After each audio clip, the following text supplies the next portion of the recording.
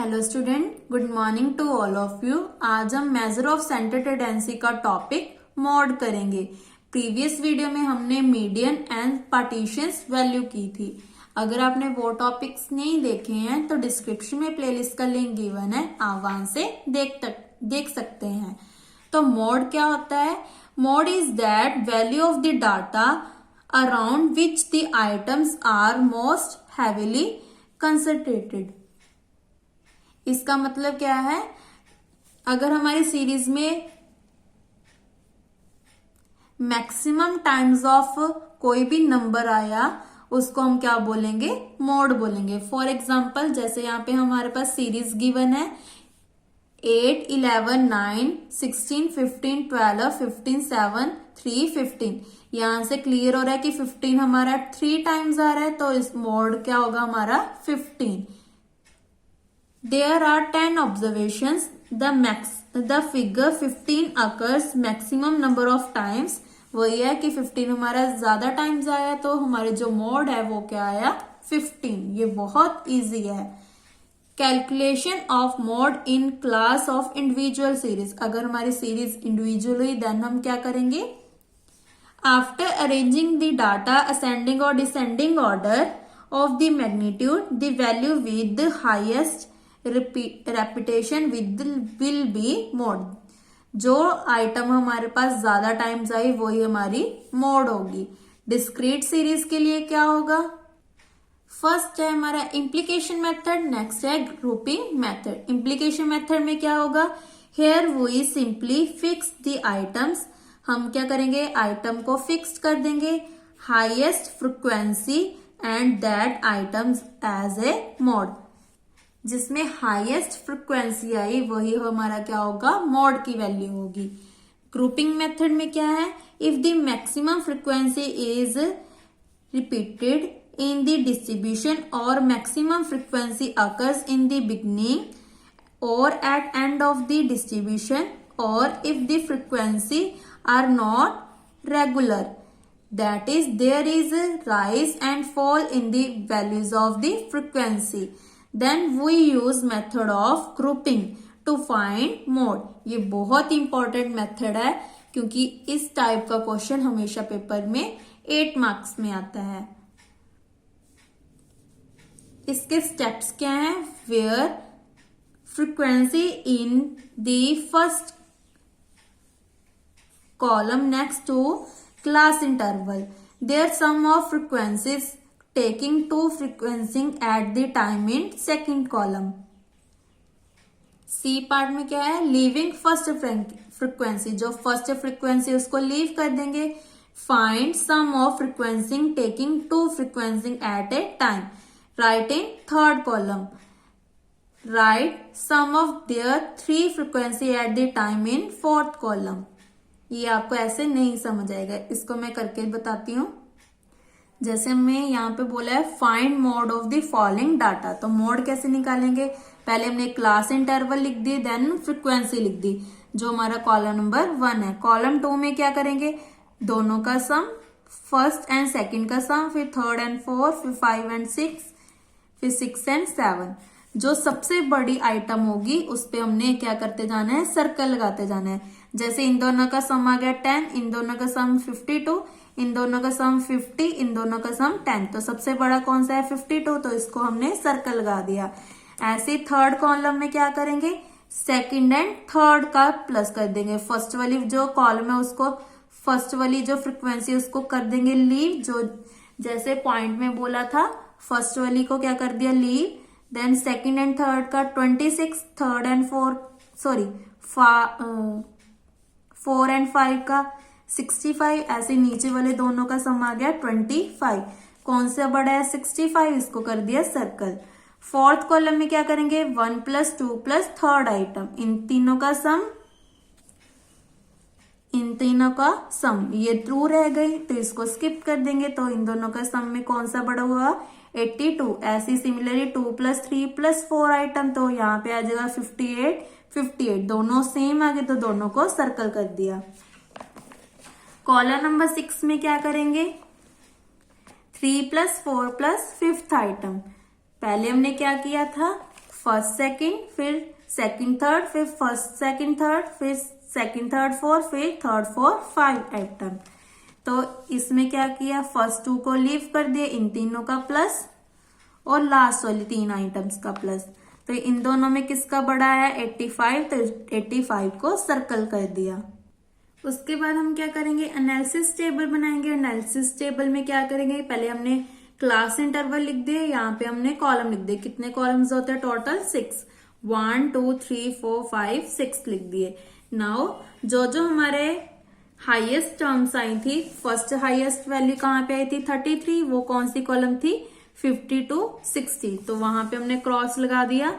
Next second column में कहाँ है हमारे पास 52 कहाँ पे आ रहा है 30 to 40, 40 to 50, तो वहां पे क्रॉस लगा दिया 30 and 40, 40 to 50। उसके बाद थर्ड कॉलम में किस पे आ रहा है 65 कहाँ से आ रहा है हमारा 40 and 50 वाले कॉलम में, 40 and 50 क्लास इंटरवल पे।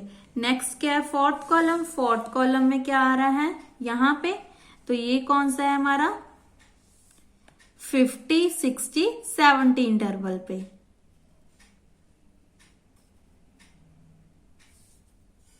सॉरी कौन सा है 40 50 एंड 60 पे, तो यहाँ पे क्रॉस लगा दिया 40 50 60 वाले क्लास इंटरवल पे।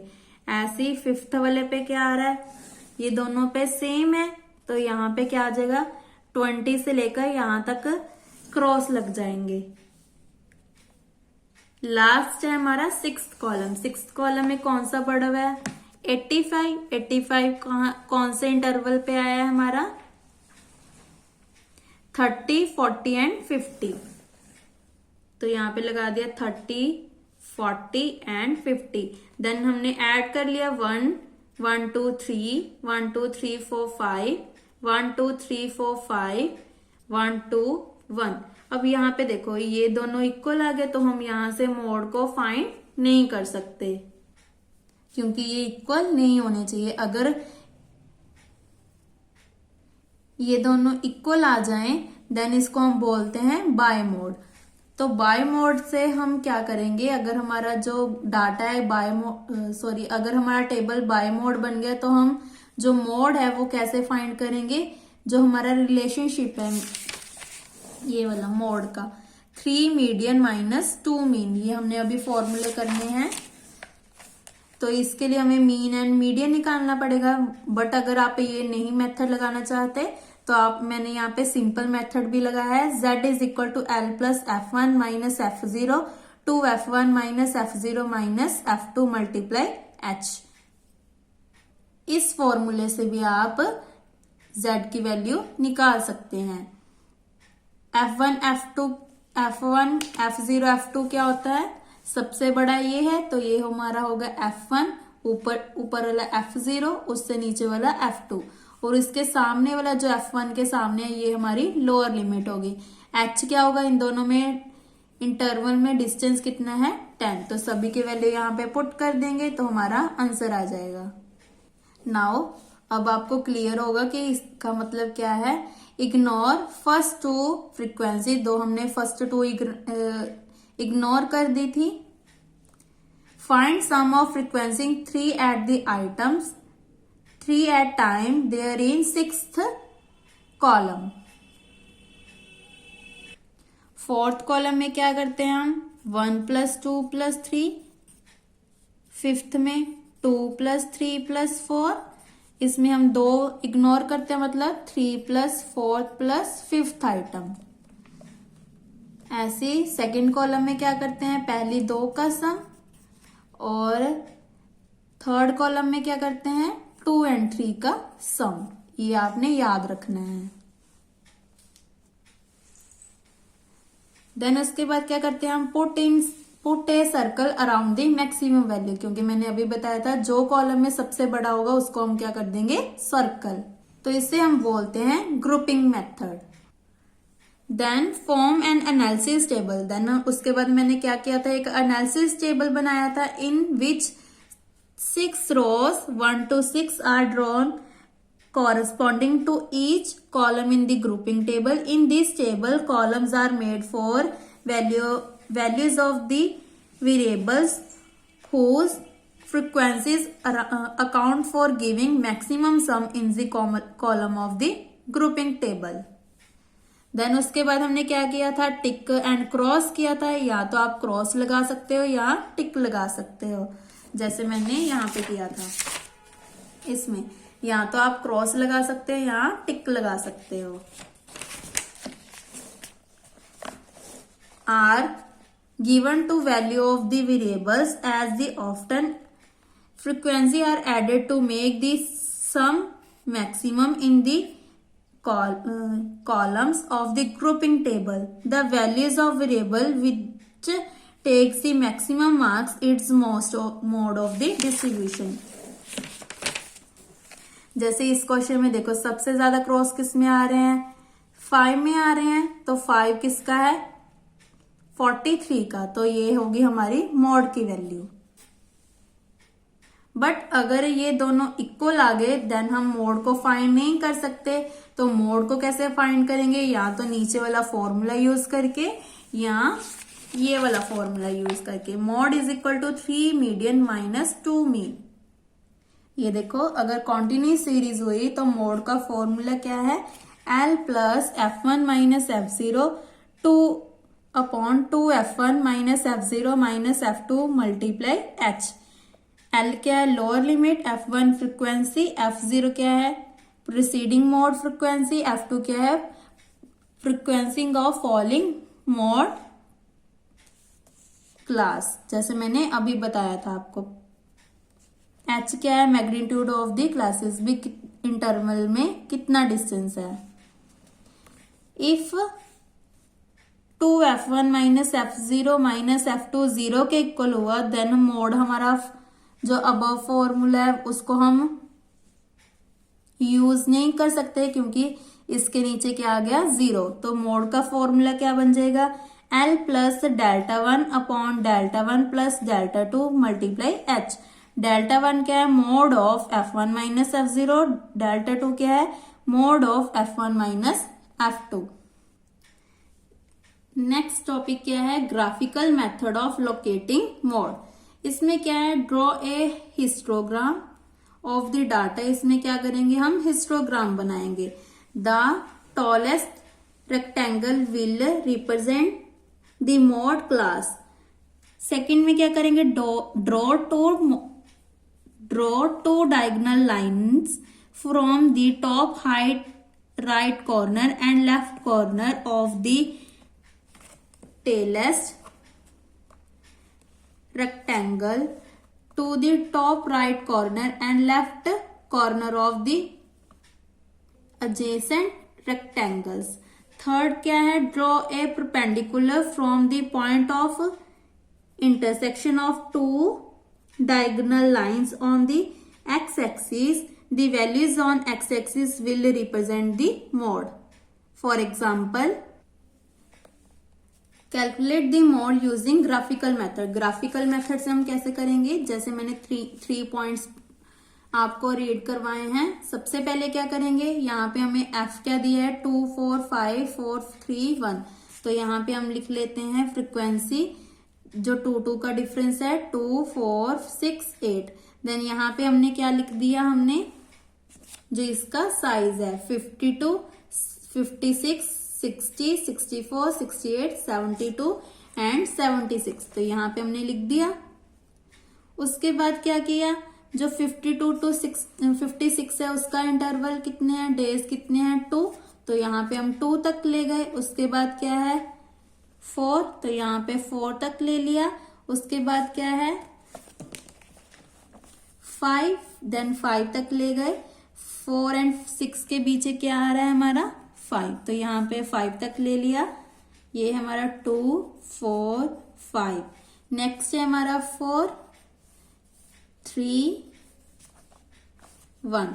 उसके बाद उन्होंने क्या बोला था कि मोड कैसे फाइंड करेंगे, इन दोनों के सेंटर में हमने क्या, जो सबसे बड़ा है उन दोनों के सेंटर में हमने एक हॉरिजॉन्टल लाइन लगा देनी है. उसके बाद क्या करना है, जो राइट कॉर्नर है और लेफ्ट कॉर्नर है उसको मैच कर देना है। ऐसे ही यहां से हमने ये लेफ्ट है हमारा, ये राइट कॉर्नर है। पहले लेफ्ट को राइट से मैच कर दिया, फिर राइट को लेफ्ट से मैच कर दिया। अब यहां से क्लियर हो रहा है कि ये हमारा क्या बन गया, मोड। 60 एंड 64 के बीच में क्या आता है, 62, तो ये है हमारी मोड की वैल्यू। सो ऐसे हम ग्राफिकल मेथड से भी मोड को फाइंड कर सकते हैं। सो इन तीनों पॉइंट्स में मैंने जैसे आपको एक्सप्लेन किया है वैसे हम मोड को फाइंड कर सकते हैं। नाउ मेरिट्स एंड डीमेरिट्स क्या है मोड की, ये भी आपको 2 मार्क्स में आ सकते हैं। It is simplest to measure, इसको हम इजीली मेजर कर सकते हैं क्योंकि जो मैक्सिमम वैल्यू है वही हमारी मोड की वैल्यू होती है। We can guess its value by justing having a glass over the data. Second क्या है, it has importance in the significance and numerical fields. In particular, it is most useful where we are considered with the production of items depending upon its size. क्योंकि जो mode है वो किस पे depend करता है, हमारा साइज के ऊपर। Such as shoes, shirts etcetera. Third क्या है, mode can be calculate in the series which are classified और qualitative basic. It is a little affected by the extreme values of the data. इसका मतलब क्या है, जो हमारी एक्सट्रीम वैल्यूज है उस पर बहुत कम अफेक्ट पड़ता है। ऐसे डीमेरिट्स क्या है, इसका अपोजिट होगा, mode is not readily defined, क्योंकि मोड को हम अच्छे से डिफाइन नहीं कर सकते। सेकंड क्या है, if the item number of items is too large, अगर हमारी जो आइटम्स हैं वो बहुत ज्यादा हुई, only then mode can be said to be representative of the series, otherwise mode is not much dependable. इसका मतलब क्या है कि अगर नंबर ऑफ आइटम्स ज्यादा टाइम्स हुई तभी हम मोड को फाइंड कर सकते हैं, अदरवाइज हम मोड को फाइंड नहीं कर सकते। जैसे मैंने सीरीज में बताया था कि 15 हमारा ज्यादा टाइम्स आ रहा था, ये देखो 15 हमारा ज्यादा टाइम्स आ रहा था, इसलिए मोड की वैल्यू 15 आ गई। अगर ये 1 टाइम आ रहा था तो हम इसको फाइंड नहीं कर सकते थे। लास्ट क्या है, since mode is not based on any algebraic calculation, किसी भी अलजेब्रिक कैलकुलेशन पे मोड डिफाइन नहीं कर सकते। अलजेब्रिक कैलकुलेशन मतलब एक्स वाई पे हम इसको फाइंड नहीं कर सकते। Therefore it is not capable for any further statical treatment. So इसी से हमारा जो टॉपिक है मोड वो कंप्लीट होता है। अगर आपको किसी भी पॉइंट में डाउट हो तो आप मुझे कमेंट करके पूछ सकते हैं, और अगर किसी भी एग्जाम्पल में डाउट हो तो भी आप मुझे कमेंट करके पूछ सकते हैं। नेक्स्ट वीडियो में हम करेंगे relationship between mean, median, mode. ये भी बहुत इंपॉर्टेंट है जो 4 मार्क्स में आएगा। Thank you.